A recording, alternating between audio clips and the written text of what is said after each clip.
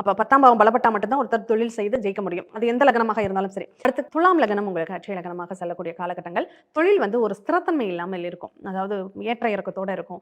லாபம், நஷ்டமும் கலந்திருக்கும். அதுவும் சந்திர பகவான் தொழில் ஸ்தானத்திற்கு அதிபதியாக இருந்து, அவர் ரொம்ப பலவீனமாக இருக்காரு அப்படின்னா, தொழில் நடத்த முடியாது. திடீர்னு நஷ்டங்கள் ஏற்பட்டுக்கிட்டே இருக்கும் அப்படின்னு சொல்லலாம். அம்மன் வழிபாடு அவங்களுக்கு சிறப்பான பலன்களை தரும். மாரியம்மன், முத்துமாரியம்மன், மகமாயி இந்த மாதிரி அம்மன் வந்து அதுவே உங்களுக்கு சாதகமான பலன்களை உங்களுக்கு ஏற்படுத்தக்கூடியதாக இருக்கும் அப்படின்னு சொல்லலாம். இந்த விருச்சக லக்னத்திற்கு தொழில் சார்ந்த நிகழ்வுகள் எப்படி இருக்கும்?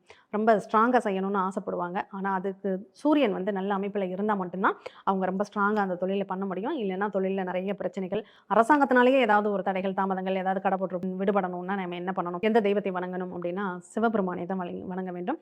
அங்க லிங்க வடிவத்தில் இருக்கக்கூடிய அந்த சிவபெருமானை நீங்க வணங்கும்போது, உங்களுக்கு இந்த தொழில் சார்ந்த நிகழ்வுகள்ல ஏற்படக்கூடிய பிரச்சனைகள் அப்படிங்கிறது ஓரளவு குறையிறத பார்க்கலாம். தனுசு லக்னத்துக்கு சொந்த தொழில் செய்யக்கூடாதுங்க.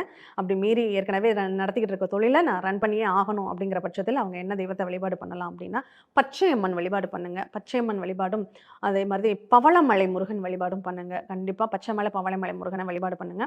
அது உங்களுக்கு சாதகமான பலன்களை ஏற்படுத்தும் அப்படின்னு சொல்லலாம்.